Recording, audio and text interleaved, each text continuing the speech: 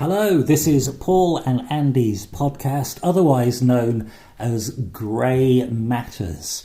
Yes, two gentlemen of a certain age talking about the things in life that don't really fit into good, bad, black or white, those grey bits in between that confuse us all. How are you doing? I'm doing well, thank you. Yeah, I'm feeling very positive after last time's chat. I think I'm glad to hear it. We made a great deal of difference, I hope, to ourselves, if not anyone else who may or may not be listening. So yeah, feeling positive. And one of the things we've touched on and said we would like to talk about is how people cope with life and how they resort to addictions. Yeah. And so this is, there's dark humour to be found, isn't there? And everything. Oh, yeah. But this isn't a comedy podcast, folks, although there will be comic moments, no doubt.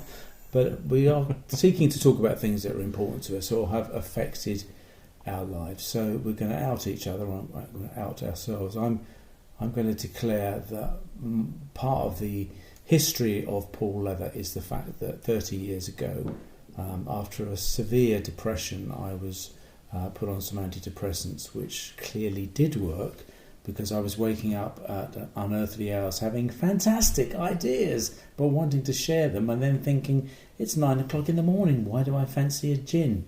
And I was manic. I went back to the psychiatrist I'd been seeing, and he smiled and he said, Paul, I can make a diagnosis. You're bipolar. I was just relieved to have a diagnosis of, suffering depression and suffering with mania. And I was, it wasn't plain sailing in as much as, oh, that's all right then, thank you very much.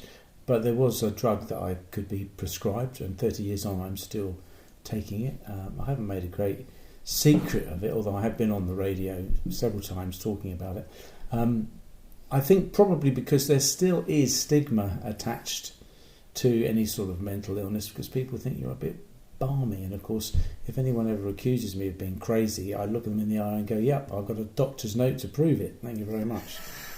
Now, it covers a great deal of it covers a great wide area, doesn't it, mental ill health. So that is my not my secret, but my admission, and in sharing it in a podcast, I want to sort of explore what it means and how you can negotiate it, and that there is life after diagnosis. You are not zombified. When you say you're on a drug, is that the same drug that you've been on for all that time? Yeah, it's a drug called lithium. It's it's a salt like sodium and potassium. You find it in batteries. In fact, I used to joke that I could, if I ran out of pills, bite the end off a Duracell and suck the juice out. But of course, that's not strictly true. It's a very valuable material, and of course, I take it in a carbonate form, so it's a little white tablet. And the danger with it is that you can put on a bit of weight. The other danger is that you can damage your kidney or your organs, so you have to be monitored for liver function particularly.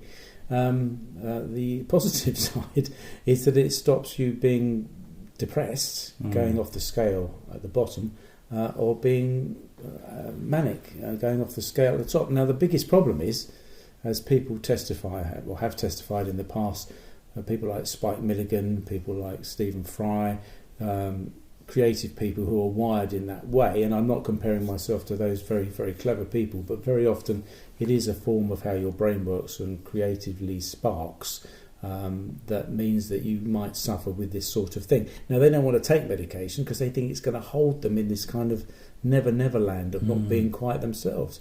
Well, that's not true, actually. That is a perception and a fear. But the reality that I've found, anyway, doesn't hold me in any place at all. It puts like a mood thermostat in. So it stops me falling off the bottom. Yeah. Anyone who's not suffered depression, then you can't really understand this, because it's just the most awful grey black, not wanting to be here and yet not being able to escape. And although very sadly some people they do take their own lives, but the mania, the flip side of it, is that you're kind of cooking on gas. You're just the best person at the party. You've got these amazing schemes, you're going to achieve everything, you're full of all kinds of crazy ideas, some of which are very good and some of which are nonsense. Very often people who are suffering with mania will go out and spend loads and loads of money or sleep with lots of different people. It's just a fake existence which, unfortunately, the Brits come tumbling down on. So lithium is one treatment that can solve a great many problems and allow you to lead a normal life. If you're diabetic, you take insulin, don't you? If you're type 2 diabetic. If you break a leg, you realise you can't use that leg until it's healed. So it's the same way, but it's not without its problems. You've got addictions. Tell us about yours. Yeah, well, I'm a recovering alcoholic, and so far so good. I've been sober for over 2 years now, and it was. I didn't see it coming. That's the tricky thing with alcohol, because it's a progressive disease. That's how it's referred to in recovery programs, that it creeps up on you. You know, it starts off with, I only drink at a weekend or when I'm out at a party or whatever, and then it turns into, and then I drink during the week after work, and then after a period of time it's then I drink every day, but only in the evening, and then it's sometimes I drink at a lunchtime. I've been going out for lunch, as well as in the evening and at the weekend, and it just becomes progressively, it just accumulates. When you say you couldn't see it coming, you've just described the fact that it was building progressive, up. but over a long period of time. So could you not see that you were... No, and I was in a relationship with an alcoholic at the time, which even made it worse, because I could see the harm that it was doing to her. And this is going back a long time ago.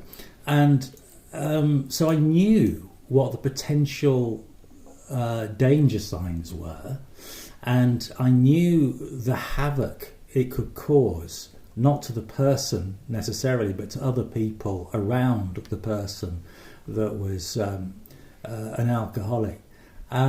So I knew all these things, and still, yet, I started drinking too much. And it's that difference between wanting a drink and needing a drink. This was during lockdown. I was one of these people in lockdown who thought, great, I can work from home. It means I can have a drink at 11 o'clock in the morning rather than wait till after work, because I don't have to go anywhere. I don't have to drive. So I could do that. And then it just becomes a habit. And then it just gets out of hand before you know it. And very quickly, I decided that I really needed help with it. So decided to get some. So before we go on to how you got help and how you managed to sort of grab onto the rope that was thrown to you, did not your friends and close family say, matey boy, your brother, for instance, say, Andy, you're having a drink and it's only 10 o'clock? No, because any alcoholic will tell you they do it secretly when nobody's around. It's not like going to the pub and having 15 pints and falling over in a very public display. This is behind closed doors. People I know who hide bottles of whiskey or wine in the garden shed along with the weed killer. And I knew somebody who told me that what she used to do is she used to get a glass vase, and she used to get those flowers from the supermarket, that come in the cellophane with water in the bottom, in a bag. Yeah. She used to put that in the vase and then fill the surrounding area up with vodka, and then get a very long straw. And every time she wanted a drink, she just used to put her straw into the vase. But to all intents and purposes, to the normal person visiting her house, it would look like a vase with flowers in it. So these are the sorts of traits, these are the sorts of behaviour. I didn't do that because at the time I was living on my own. So I didn't need to hide alcohol, but I would have done if I was living with somebody who disapproved. But you have to look yourself in the mirror when you shave. You're a clean-shaven-ish man. Mm-hmm. So you knew that you were being duplicitous in your behaviours. The brain is a very, very clever organ. I think it's the only organ in the human body that has the ability to lie to itself and tell untruths to itself, and the other part of the brain actually believes those untruths. So you can convince yourself of anything. So that's part of alcoholism, is absolutely the refusal to think that you have a problem. So you've recognised you've got a problem. Yeah. You realised there was an epiphany. What was that? I just knew that I couldn't function. I got to the stage where I really couldn't function without having a drink properly. It affected my thinking. So I decided to stop of my own accord. But did anyone confront you? Did anyone at work? Did anyone, no friends said, matey, you stink of alcohol? No. Is that because they didn't recognise it, or because they didn't know what to do with the information? Probably both, actually. I don't think people feel very confident in saying to somebody, God, you stink of booze, and it's 9 o'clock in the morning. And if they did, the person would probably just say, oh yeah, I had a heavy night last night, or whatever, went to so-and-so's party or whatever. But I did actually give up, and it was awful, cold turkey. Anybody who's quit smoking or done anything like that will know what I'm talking about, where you just can't, you start shaking and all that sort of stuff. And then I had and I wouldn't recommend anybody that is thinking of stopping drinking because they think they might have a problem. I'm not suggesting anybody do this because it is actually quite dangerous. But I had a seizure from not having any alcohol in my system. Body basically shut down, and I was rushed to hospital.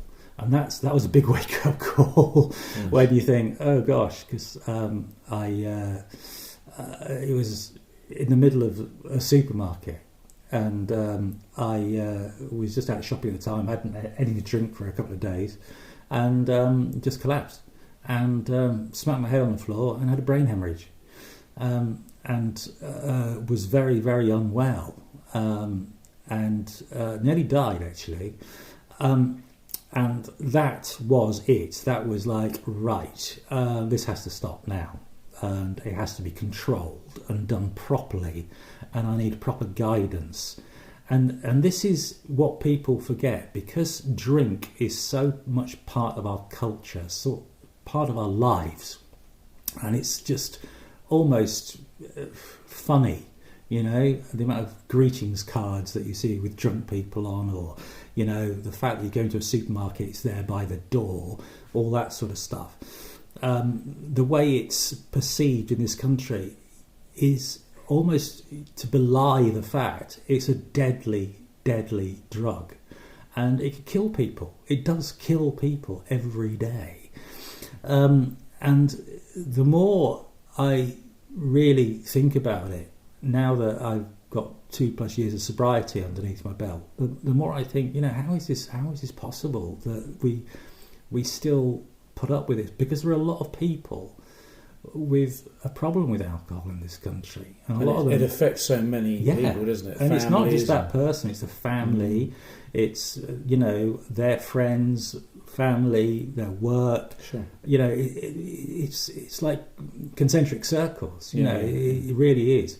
Can I take you back a second, because I'm interested in the mechanics of it? Yeah. So you had this seizure, which was awful, life-threatening. That was the wake-up call, severe wake-up call for you. Did they then introduce alcohol into your system again to wean you off it properly? What they said to me is, don't stop drinking, which is what every alcoholic wants to hear. Because you think, oh great, I've just been given permission by my doctor, by a medical professional, to carry on drinking. But that's not right. What they want is for you to completely... It's like coming off any sort of medication. You've got to do it gradually.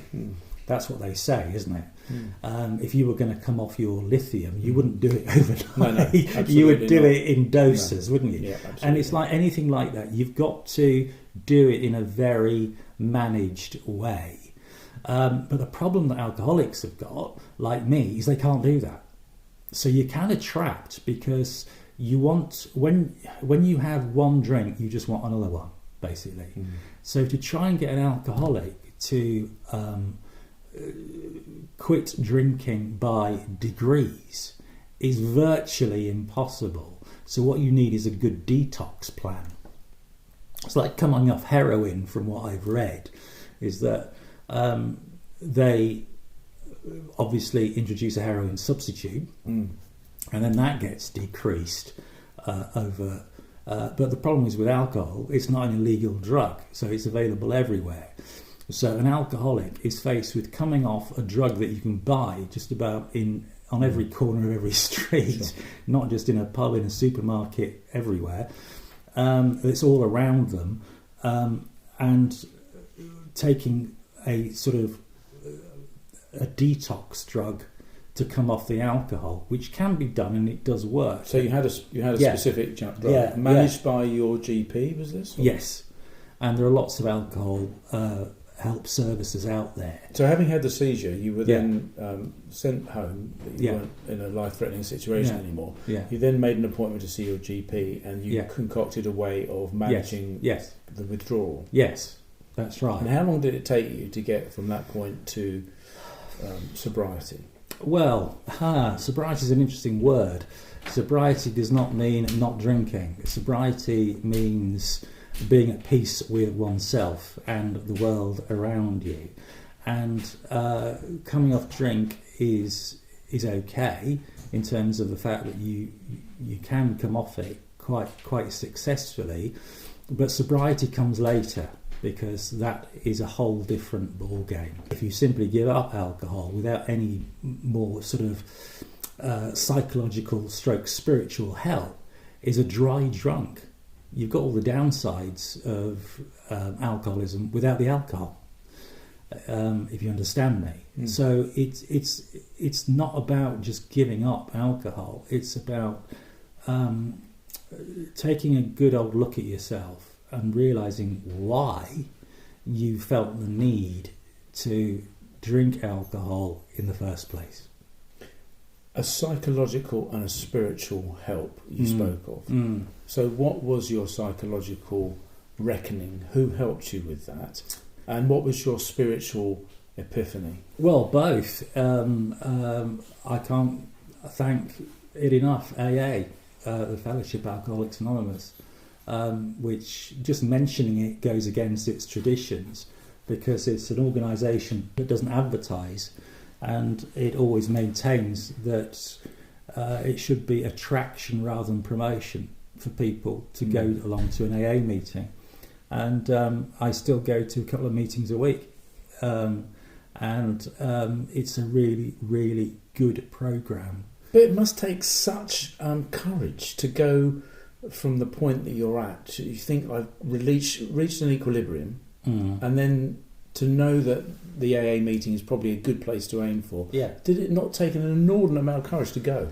Well, only in the fact that it's somewhere I've never been before in my life, and it's like going anywhere new. It's like going to a new club. You're a bit nervous and a bit anxious about it.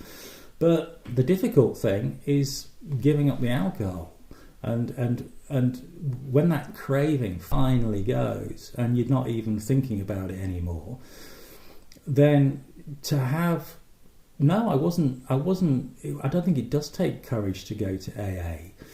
What takes courage is to keep going to AA week after week after week. In my group in AA, there are guys and ladies there that have been there for 15 years that still go to meetings, because they know part of the AA message is to help other people who are in the position you were once, when you needed some help and you needed some guidance. And it's all there, and it's absolutely free. So I would urge anybody, if they're suffering at all, who want really to make a difference to their lives and to give up drink, if they're worried about how it's affecting them, to get yourself along to your local AA meeting. It can't hurt, it's completely free, and you'll probably have a really nice time. So guide us through what happens if you're allowed to. I realise it's not the policy of. Well, all I can talk about is my experience. So it's in a church hall, is it? There are comfy chairs, or what? Describe it to me. Well, AA in Great Britain's got a website. You can find your nearest meeting by sticking your postcode into a search engine. There's probably about 4 or 5 meetings near you. In our part of the world, there's one every single day of the week, evenings, lunchtimes, afternoons, to fit almost anybody. And you just pitch up. You don't need to be invited. You can just turn up. All that's required is the desire to stop drinking. So if you're serious, just go along. They'll make you feel welcome. They'll give you a cup of tea. You don't ever have to say anything. You can just sit and listen. And I think that's a good advice, actually, to go along a few times and just listen to what people have to say before you even start to think about whether this is for me. And keep an open mind. It isn't a cult. It's nothing to do with religion. It's nothing to do with anything like that. It's a spiritual program that will help you to understand yourself. And it's only by understanding yourself that you can start to put bits right. It's a bit like taking a car in for a service. Once the guy gets under the bonnet, he can find what's wrong with it. If you drove it in and he looked at it, he wouldn't be able to tell from the outside. That's a bit like treating alcoholism. You've got to have a look under the bonnet. Are the people that go there, are they a certain sort of demographic? No, alcoholism affects everybody. There are young people, old people, professional people, people from the armed services, all walks of life. Absolutely everybody. Teachers, lawyers. I've met so many interesting people in my AA group and made some really good friends. And we're all united by the fact that we're all recovering alcoholics. So we have got something in common. And it's non-judgmental, so people probably won't even ask you what you do for a living or anything like that. You're there for one reason only. You might not be able to answer this question. Okay. Thank you for sharing it with me, because I'm hearing bits of the story I've never heard before. But you said to me just now, you said you have to admit that you have a problem and you want to give up drinking. Yeah. How do you get to the point of wanting to give up drinking? Well, it could be for any reason, but the most important reason is for you. Don't give up or think you want to give up for somebody else, whether it's your wife, your partner, your children, your parents, because no matter what they say, if you, in your heart of hearts, don't want to give up, you won't. You will fail. It's the same as giving up smoking. You've got to really want to give up smoking. If you feel you're doing it for somebody else and your heart's not in it, you will fail. Because you make a promise to yourself. And alcoholics are brilliant at promising, I'll never drink again, I'll never do this, I'll never do that. But if you do it for yourself, like you said earlier, you've got to look yourself in the mirror.